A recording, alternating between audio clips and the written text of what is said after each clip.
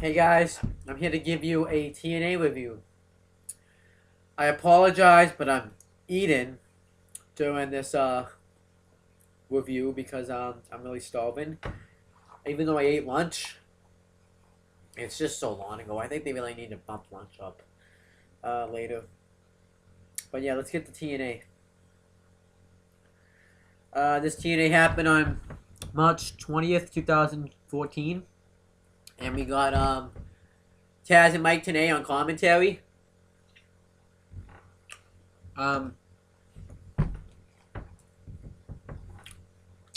It starts out with Eric Young. I'm gonna actually just take the camera with me while I eat a drink.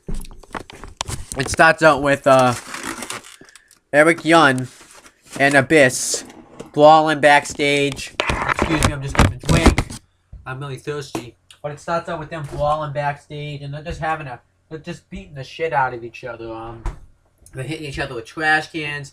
Abyss throws them into chairs. Abyss just goes to the back. It's kind of like the brawl they had before when they went to they had the Monster Ball match. It's kind of like that brawl. They're just beating the shit out of each other. Abyss ends up throwing hi. Okay, anyhow, Abyss ends up throwing Eric Young into the steps, and then Black Hole slams him, and chokes him out with the handcuff that they're gonna be handcuffed to later on tonight. And I thought it was a very entertaining brawl. I was really entertained by this, and he actually tried the backstage to put he actually tried to hurt ODB backstage, which I thought was very interesting. Yeah, but I thought that was entertaining. And then very entertaining brawl. So then Eric Young, I guess, is taken out, so he's supposed to be handcuffed to Abyss for Samoa Joe and Magnus' World Championship match. So that obviously didn't happen. Next match, we get Ethan Kata III versus Bobby Lashley. This was alright. I didn't mind it. EC3 low blows Lashley behind the referee's back. Now, he clearly could have hit his headlock driver finisher and won the match, but he's an idiot and decided to leave. And then, Willow attacks EC3 from behind, and he throws him into the steps, hits him with the chair on the knee, and then he goes to do what he did to Rockstar Spud, take him out while the chair's on his leg and jump off the ladder, but he escapes. And I thought that was fine. And then we find out that Bully Ray had been called to a meeting by Dixie Carter. So sorry, Arthur. So he's backstage waiting for and they do more with this later. I thought it was fine. They're gonna see what happens with it. Then we get Samoa Joe's backstage, and he's pissed at MVP because of what happened with Eric Young getting taken out. And he says every time you looks like you're gonna make something better, you just make it worse. So MVP is going to find somebody else to be handcuffed to Abyss. Angelina Love interview, and she tells Velvet Sky that her time is up to make a decision about the beautiful people. Those segments were wow. I'm going to talk about those later because I actually didn't enjoy those segments. EC3's backstage, and he's pissed off at Magnus because he hasn't been helping him lately. They haven't seen eye to eye. So he tells him that his association with the Carters is over, and Magnus is like, I used the Carters to get my world title, so I used them for what I want, and now I have Abyss and Monster to help me, and I don't need your auntie anymore. And he's like, watch what you say about my auntie. And then Gunner comes out. This was awesome. I enjoyed this segment. So Gunner comes out and talks about how he won the war with James Storm, And this is in his hometown, I think, so his father's out there. And he just says that that he calls his dad his hero, and he knows that he want everybody's proud of him. They hug, and then James Storm comes out. I knew this was gonna happen. I kind of wanted them to continue the feud, and thank God they are. He comes out and insults his father. He introduces himself. He figures that he found it insulting that he didn't introduce him to his father because he made Gunner a star. So then Gunner. So then he calls Gunner's father a crybaby. Says, "Oh, you can't accomplish. Your father made a mistake making you two because you guys are failures." So Gunner attacks him, but James Storm ends up kicking him in the head. He handcuffs him to the rope, and then he grabbed his dad and beats the crap out of him and hits him in the back of the head with a beer bottle. So I thought this was awesome stuff.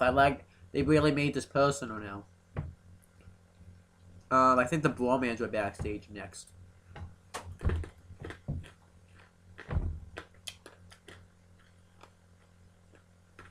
No, Gail Kim's backstage.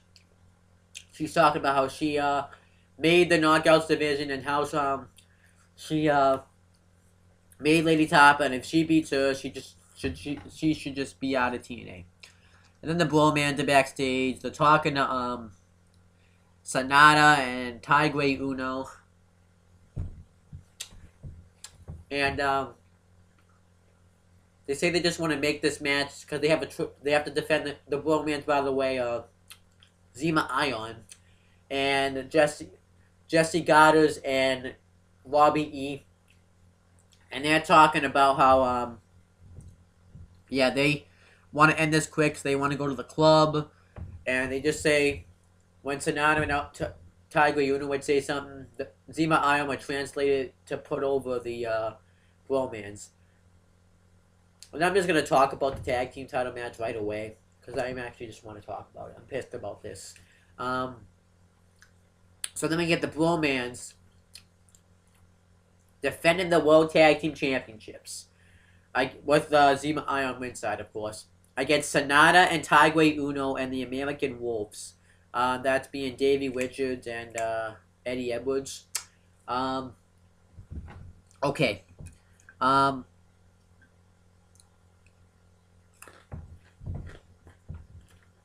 Some of these French fries are hard, by the way. That's why I'm not talking. Yeah. Tiger Uno. Okay. The Bromans. I think there were better tag teams in this match, because this match was going really well. I really enjoyed it. The Bromans wanted Tiger Uno and Sonata to stay down. Tiger Uno said no. The American Wolves double team him. The match was going awesome. And then I kind of hate it. And then Sonata went to finish off the match. He dives into Zima Ion, who had his X Division Championship. And then the Bromans hit the heart attack. They call it the bro down, but it's the heart attack. On Tiger Uno and retain the championships. Fuck that. I think Tiger Uno and Sonata are a better team. And I also think the American Wolves are a better team. But you put the Bromans over. What are the Bromans really going to contribute anymore to the Tag Team Championships? I'd rather have had the American Wolves or Sonata and Tiger Uno. The team I didn't want to win, won. So fuck the Bromans. Fuck Jesse. They all suck. Zima Ion's the only one that's good, and he's used as a fucking joke. So fuck that. I wanted Sonata and Tiger Uno to win. Okay, so I'm going to get back to earlier in the show. We get Lady Thapa versus Gail Kim. I like this a lot. Gail Kim is trying to get some offense in on Lady Thapa, but she's too powerful, really, for her to knock off her feet. So she's just overpowering her on every turn.